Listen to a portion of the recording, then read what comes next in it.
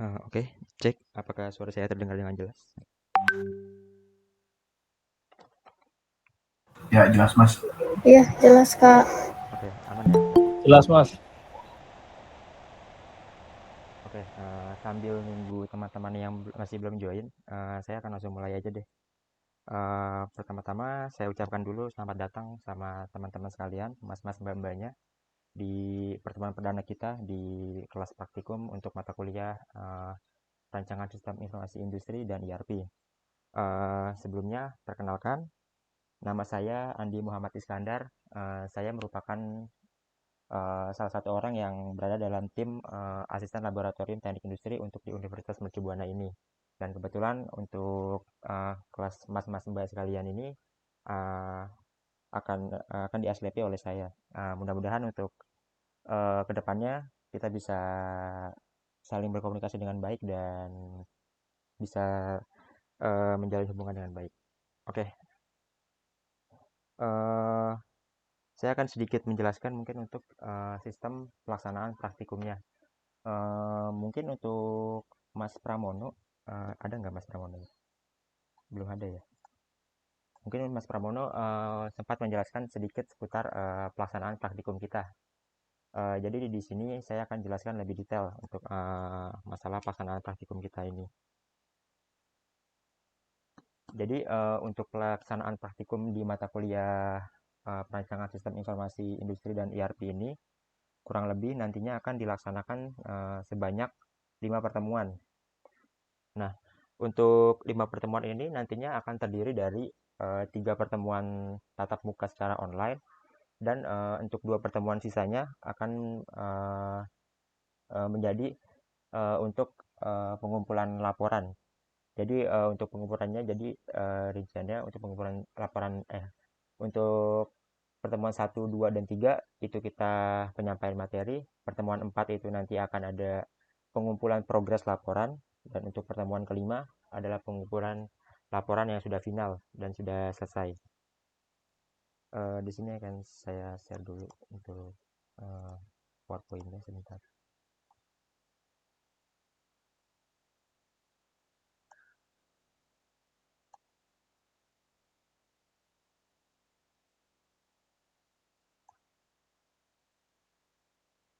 Oke, sudah kelihatan ya?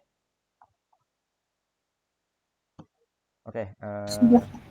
jadi di praktikum ERP ini, di sini saya akan menerapkan 3 sistem penilaian. Di sini saya akan menerapkan sistem penilaian pertama itu adalah kehadiran yang memiliki bobot sebesar 10% dari total keseluruhan nilainya. Lalu tugas yang memiliki bobot sebesar 50%, dan sistem penilaian ketiga itu adalah laporan yang memiliki bobot penilaian sebesar 40%. Nah, di sistem penilaian ini saya membuka ruang diskusi untuk teman-teman, eh, bisa bilang ruang negosiasi lah. Kira-kira mau bobot penilaian seperti apa? Sebentar ya.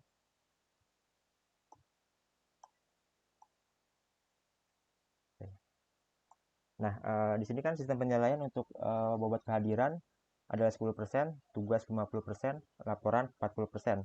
Nah, di sini saya buka ruang diskusi untuk dua penilaian, yaitu penilaian tugas dan penilaian laporan. Apakah untuk persentasenya ingin seperti ini saja, 50% dan 40%, ataukah ingin diubah? Di sini saya serahkan kepada teman-teman sekalian. Bagaimana?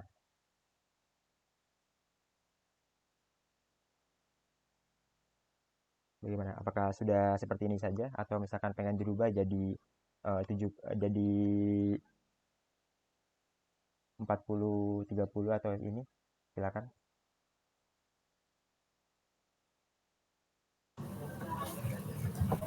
Untuk laporannya itu nanti individu perorangan atau kelompok ya? Untuk laporan, dikarenakan ini kelas R2, bisa dibilang diberikan sedikit inilah keringanan lah. Jadi untuk laporan di sistem sekarang sistemnya kita bikin untuk per kelompok. Nanti jadinya teman-teman diminta untuk membuat kelompok bersama teman-temannya. Jadi total ada sekitar 4 atau 5 kelompok deh nanti. Jadi satu kelompok bisa 5 atau 4 orang. Oke, jadi untuk sistem penilaian begini aja ya. Tugas 50% dan laporan 40%. Oke, selanjutnya adalah keterlambatan. Jadi di sini setiap keterlambatan dalam pengumpulan tugas atau laporan akan diberlakukan pengurangan sebanyak 5 poin. Jadi misalkan kita ada tugas yang deadline-nya itu di hari Minggu jam 23.59, tapi mas-mas atau mbak-mbaknya nyata telat mengumpulkannya sampai hari Senin gitu, maka akan ada pengurangan poin. Nah, pengurangan poin di sini akan berlaku kelipatan. Jadi misalkan sampai hari berikutnya lagi mas-mas atau mbaknya masih telat dalam mengumpulkan tugas, maka untuk pengurangan poinnya akan bertambah. Jadi kurang lebih seperti itu untuk keterlambatannya. Nah, di sini ada contoh cover laporan. Jadi di laporan yang nantinya akan dibuat oleh teman-teman, untuk covernya itu sudah ada ketentuannya. Jadi untuk bentuk cover, jadi nanti kurang lebih adalah seperti ini. Nah, lalu sistematika penulisan untuk laporannya.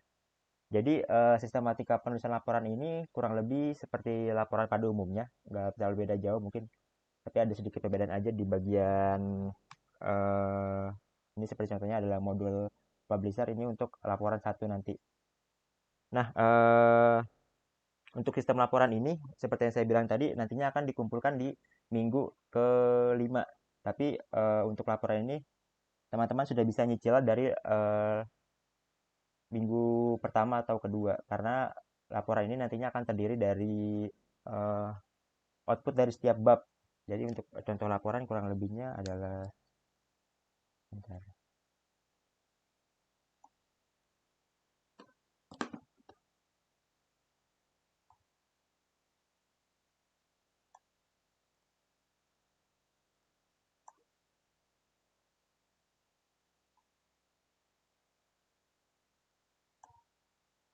Nah, untuk contoh laporan kurang lebih nanti ada seperti ini. Di sini terdiri dari 3 materi yang akan nantinya kita pelajari, yaitu Microsoft Publisher, Microsoft Excel, dan Microsoft Access. Nanti semuanya akan dimasukkan ke sini. Oke, kita lanjut lagi. Nah, seperti yang saya bilang tadi, dalam praktikum mata kuliah perancangan sistem informasi industri dan ERP ini, total terdapat 3 buah modul, yaitu modul tentang Microsoft Publisher, di mana di modul Microsoft Publisher ini nantinya teman-teman akan diminta untuk membuat sebuah desain website sederhana yang nantinya akan dibuat sesuai dengan kreasi teman-teman masing-masing. Lalu di materi praktikum yang kedua adalah Microsoft Excel. Nah, di sini di Microsoft Excel ini teman-teman nantinya akan diminta untuk membuat sebuah sistem kasir sederhana dari sebuah minimarket, kurang lebih seperti itu. Nah, untuk di modul yang ketiga nantinya teman-teman akan diminta untuk membuat sebuah database sederhana dengan menggunakan aplikasi Microsoft Access. Database di sini akan dibuat adalah database dari sebuah perpustakaan. Jadi untuk secara keseluruhan ada 3 materi yang nanti akan kita pelajari di praktikum perancangan sistem informasi industri dan ERP ini. Nah, di sini adalah nomor telepon saya. Misalnya ada hal yang ingin ditanyakan, bisa langsung ditanyakan aja melalui nomor yang di bawah ini. Tapi nanti untuk PPT ini akan saya share juga di Google Classroom, nanti akan saya buatkan juga. Jadi untuk teman-teman bisa lihat juga, misalkan ada yang ingin dilihat lagi. Oke, untuk sistem pada praktikum ini, misalnya sistem penilaian atau laporan dan lain sebagainya, ada yang ingin ditanyakan nggak? Kak, tadi yang pengurangan poin itu berapa, Kak? 5 poin aja untuk per harinya. Bisa dinego nggak, Kak? Untuk ini enggak, kalau untuk pengurangan karena bisa dibilang ini termasuk rendah untuk pengurangannya. Soalnya biasanya ada beberapa eh, praktikum yang pengurangan poin itu sampai 10 untuk per harinya. Jadi kalau untuk keterlambatan nggak ada negosiasi di situ. Tapi kalau misalkan teman-teman telat ngumpulin, nggak apa-apa kumpulin aja. Soalnya kan untuk nantinya setiap tugas dan laporan akan dikumpulkan di Google Classroom. Nah, itu kan nggak akan tertutup tapi akan terbuka terus. Jadi kalau misalnya telat lah, kumpulin aja, ntar paling pengurangannya akan saya akumulasikan gitu aja. Bagaimana yang lain, apakah ada yang ditanyakan lagi seputar sistem penilaian atau keterlambatan dan lain sebagainya?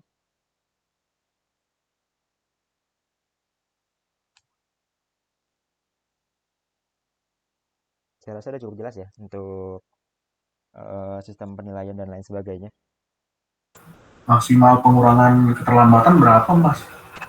Misalnya dia sampai 10 hari gitu kan, dikali 10, 50 poin berarti ya? Iya. Misalnya nilai 70 aja. Oke, Kecil. untuk keterlambatan di sini dia nggak berlaku maksimal, pokoknya sampai habis. Kalau misalkan contoh mahasiswa mendapatkan nilai sebesar 70 deh dari tugas atau tugasnya misalkan yang dia kerjakan. Tapi misalkan dia pengumpulan tugas itu telat, misalkan 7 hari atau mungkin 14 hari, maka dia akan nilainya sampai habis pokoknya. Jadi gak ada maksimal. Jadi makanya seperti yang saya bilang tadi, kalau misalnya telat dikumpulin aja, tapi jangan, kalau bisa telatnya jangan sampai parah banget gitu. Karena di sini juga saya melihat teman-teman kan mahasiswa R2 dan punya kesibukan lain, jadi untuk pengurangan poin di sini saya agak perkecil lah ketimbang mahasiswa R1 biasanya. Soalnya kalau mahasiswa R1 itu sampai 10 poin untuk pengurangan poinnya ketika keterlambatan. Seperti itu sih kurang lebih. Bagaimana? Apakah ada yang ingin tanyakan lagi seputar sistem penilaian dan lain sebagainya? Untuk yang kehadiran nggak bisa di ini, Mas ya? Nggak bisa. Kalau untuk kehadiran dia udah fix gitu. Paling yang bisa sedikit diubah yaitu pada sistem penilaian di tugas dan di laporan gitu. Jadi misalkan teman-teman pengen bawa penilaiannya lebih berat ke laporan, ya nggak apa-apa, ntar diubah. Atau misalkan pengen seperti sekarang aja lebih berat ke tugas, nggak apa-apa gitu.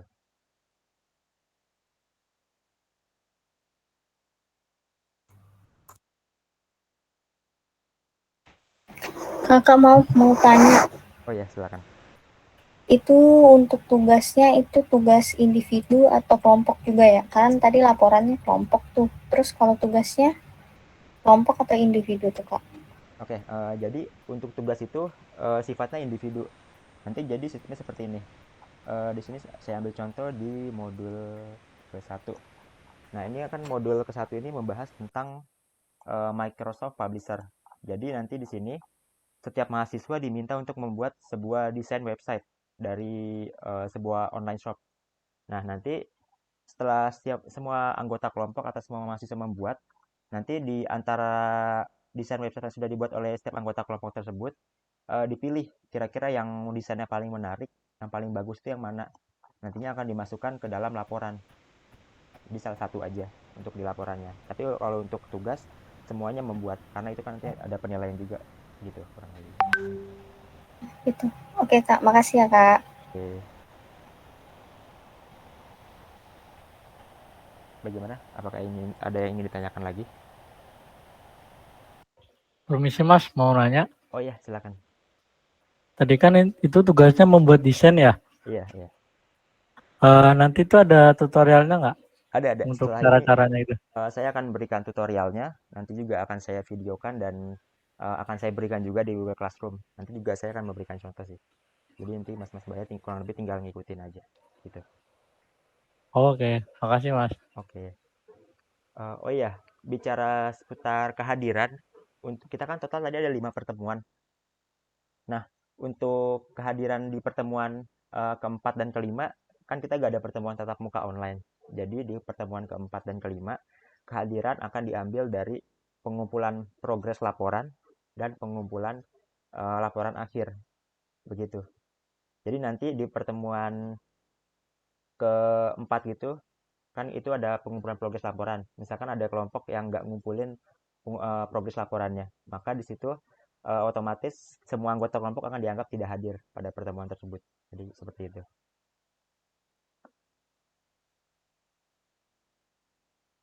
Bagaimana? Ada yang ingin ditanyakan lagi? Mas itu berarti Enggak, Mas? Oh ya, maaf bisa diulang? kita dikasih contoh laporannya nggak, Mas? Oh iya, untuk contoh laporan ada. Nanti ini kan contoh laporan akhir akan saya berikan ke teman-teman. Nanti akan saya cantumkan juga di Google Classroom. Nanti tinggal dicek aja di situ.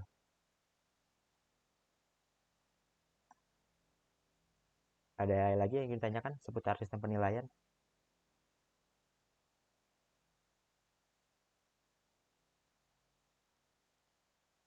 Oke, saya rasa cukup ya untuk sistem Kak, mau penilaian. nanya. Oh iya, silakan. Kenapa? Kak, bentar mau nanya. Iya. Untuk pengumpulan progres laporan sama pengumpulan laporan akhir itu untuk satu kelompok, satu yang ngumpulin atau per masing-masing ngumpulin juga? Untuk pengumpulan progres, satu aja cukup, nggak usah semuanya. Karena ini kan sifatnya kelompok, jadi satu orang aja cukup. Tuh. Oke, makasih Kak. Oke. Ada lagi yang mau ditanyakan?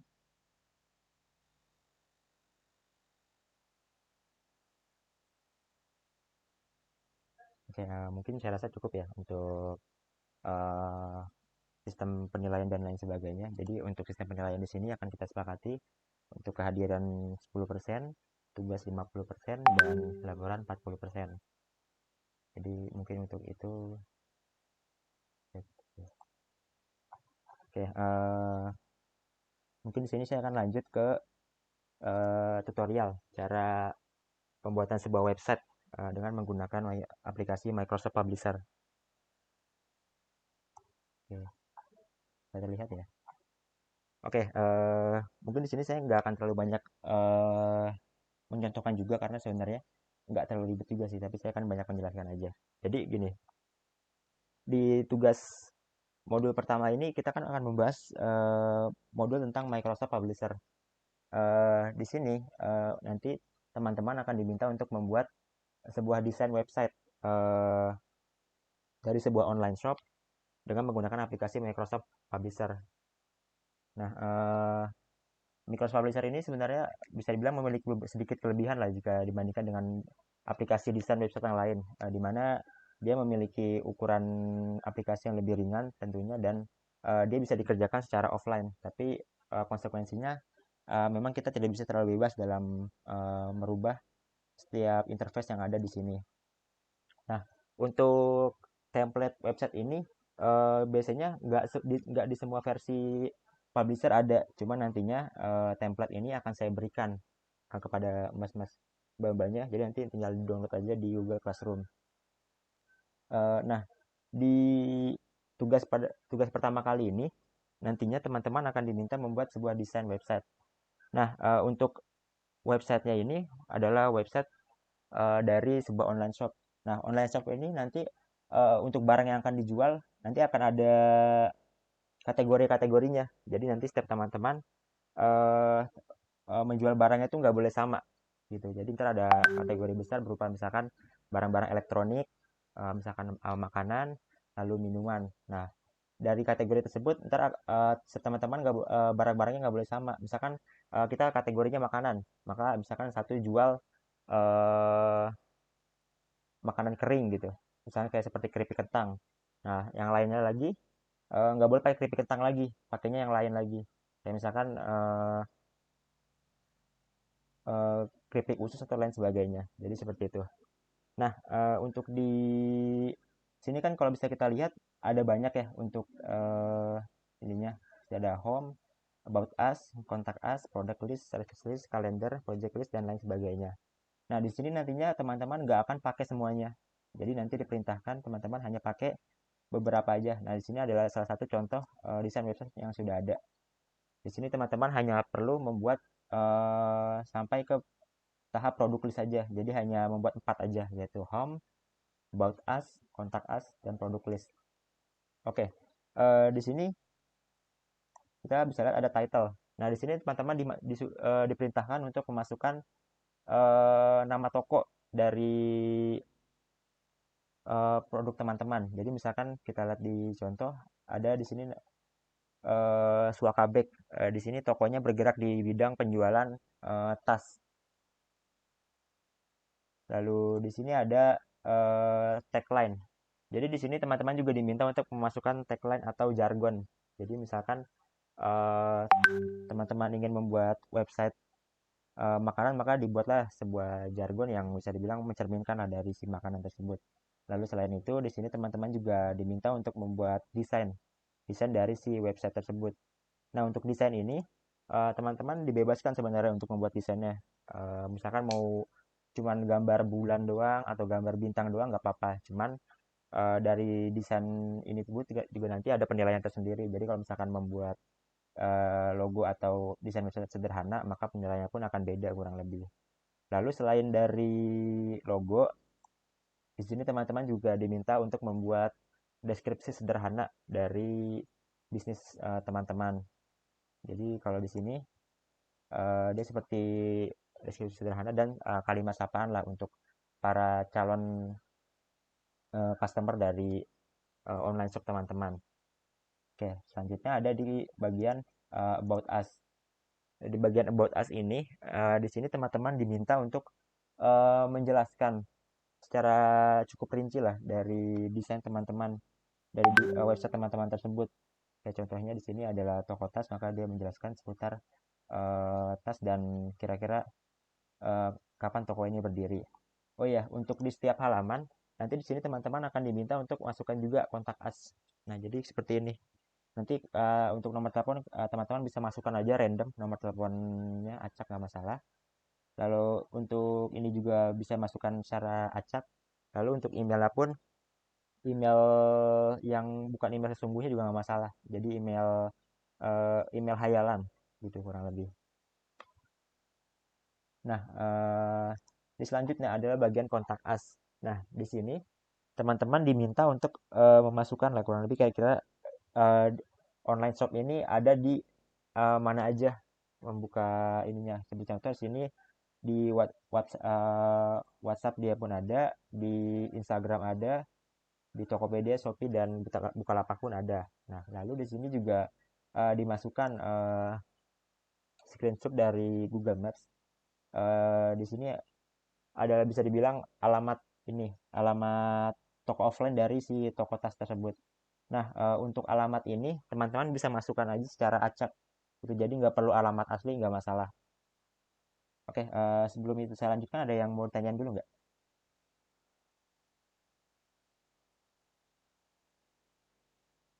Oke, saya lanjut ya. Oke, di halaman selanjutnya, setelah teman-teman diminta untuk membuat page house, lalu about us, kontak us, lalu di page terakhir di sini teman-teman diminta untuk memasukkan produk list. Nah, produk list ini tentunya sesuai dengan kategori yang sudah teman-teman pilih. Misalkan di sini kategorinya fashion, lalu produknya adalah tas, maka di sini teman-teman diminta untuk memasukkan produk-produk tersebut. Kayak seperti sini ada tas serut, tas punggung wanita, dan lain sebagainya. Nah, untuk produk ini, teman-teman diminta untuk memasukkan minimal 10 produk dari produk teman-teman. Kalau misalkan kurang dari itu nggak boleh, tapi kalau lebih boleh, tapi minimal itu 10. Nah, di sini di bagian sini teman-teman akan masukkan fotonya, lalu nama produknya, lalu di sini teman-teman diminta juga untuk memasukkan deskripsi singkat dari si produk tersebut. Jadi untuk deskripsinya nggak perlu terlalu panjang, yang penting bisa dibilang bisa cukup menjelaskan dari produk teman-teman tersebut. Di sini juga tidak lupa kita masukkan ininya.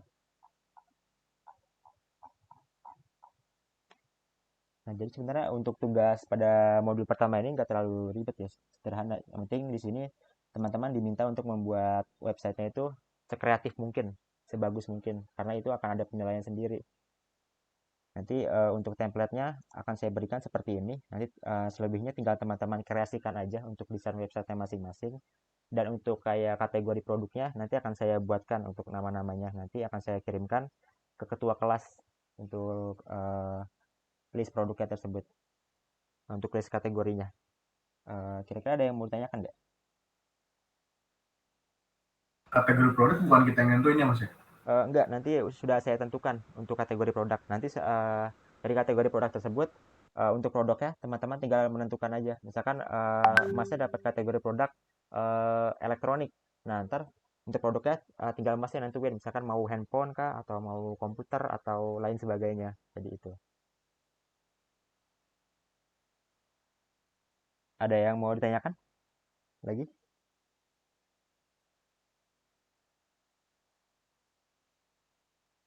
Oh iya, untuk kelompok ini mau teman-teman sendiri yang membuatnya atau saya yang buatkan untuk kelompok Sendiri aja laporannya? mas. Sendiri aja. Sendiri aja, Kak. Oke, Sendiri oke. aja mas. Jadi total ada 19 mahasiswa. Nanti berarti total ada 4 kelompok ya. Nanti ada 3 kelompok yang mau berjumlah 5 orang. Lalu akan ada satu kelompok yang hanya berjumlah 4 orang. Nah, nanti untuk list kelompoknya, kalau bisa secepatnya ya saya mintanya. Jadi nanti setelah ini bisa langsung dibuat aja untuk list kelompoknya. Untuk ini tugasnya apakah ada yang ingin ditanyakan lagi? Ada yang belum paham kah, atau yang saya ingin diperjelas lagi? Mas, sorry tadi kelewat. Berarti nanti kita bikinnya ini ada berapa mas dari home, kontak, product list sama coba dibuat summary gitu mas maksudnya. Oh iya, itu untuk ini kita buat 4 aja cukup. Jadi kayak ini, Oke ada oke mas. home, about us, kontak us, Mas dan kontak sama produk ya. ya sama product list. Dan untuk product list jumlahnya 10 ya. Jadi jangan sampai kurang dari itu. Tapi kalau lebih, misalkan kayak sampai 12, 15 itu lebih bagus. Tapi Oke. kalau untuk minimal 10 itu nggak boleh kurang dari itu. Nah, untuk kontak ya tadi kan di alamat itu kan tadi boleh, nggak harus alamat asli gitu kan. Ya, ya. Termasuk yang di kontak IG itu juga nggak apa-apa ya, nama yang lain ya. Iya, jadi hanya kayak hayalan aja nggak masalah gitu. Oke siap. Mungkin kalau di sini intinya buat penilaiannya adalah bagaimana kira-kira teman-teman bisa membuat sebuah desain website sederhana, dan di sini teman-teman bisa membuatnya secara kreatif lah, bisa dibilang seperti itu. Oke siap, makasih mas. Oke, bagaimana untuk yang lain? Apakah ada yang ingin tanyakan lagi, ataukah misalkan ada yang belum jelas?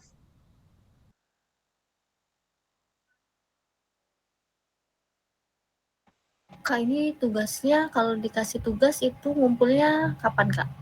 Due date-nya? Untuk setiap tugas deadline-nya akan 1 minggu.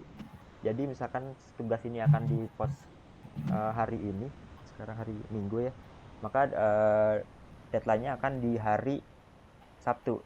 Cuman untuk deadline saya tambahin deh. Jadi misalkan enggak. Jadi untuk deadline tetap di hari Sabtu jam 23.59 seperti itu, 7 hari setelah jadwal praktikumnya gitu. Oh gitu. Oke Kak, siap. Terima kasih Kak. Oke, jadi untuk tugas ini nantinya akan dikumpulkan di Sabtu depan di tanggal berapa itu kurang lebih. Ya pokoknya di Sabtu depan deh jam 23.59. Nanti akan saya buatkan untuk kolom assignment-nya di Google Classroom gitu. Bagaimana untuk yang lain, apakah ada yang ingin ditanyakan lagi? Sorry mas, tambah satu lagi nih. Ya, Kayak tadi kan nanti dikasih template-nya nih. uh, Itu template-nya harus maksudnya dalam bentuk kita ngedit tapi masih sesuai template-nya atau boleh sesuka mungkin terserah sampai ngubah bentuk utamanya gitu loh mas. untuk template di sini sebenarnya teman-teman bebas sebenarnya untuk desainnya, selama desainnya masih seperti ini aja gitu. Kayak contoh misalkan Oh. Kayak ini di sini kan dia backgroundnya beda nih warnanya. Nah ini bebas teman-teman, jadi buat sekreatif mungkin lah. Tapi yang penting komponen-komponen tadi seperti home, about us, dan kontak us, product list itu tetap ada. Oke, siap. Oke, siap. Makasih, Mas. Oke. Bagaimana untuk yang lain, apakah ada yang mau tanyakan lagi?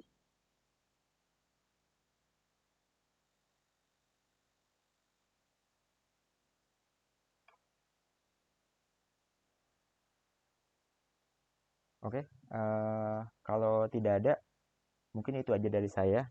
Nanti untuk Google Classroom sudah saya buatkan. Nanti untuk kode Google Classroom-nya akan saya share deh ke ketua kelas, ke Mas Pramono. Jadi nanti kayak modul, video tutorialnya, lalu juga form pengumpulan tugas akan saya share di situ. Nanti teman-teman bisa pantau aja untuk hal-hal yang itunya. Jadi sebelum saya tutup, ada yang mau tanya lagi?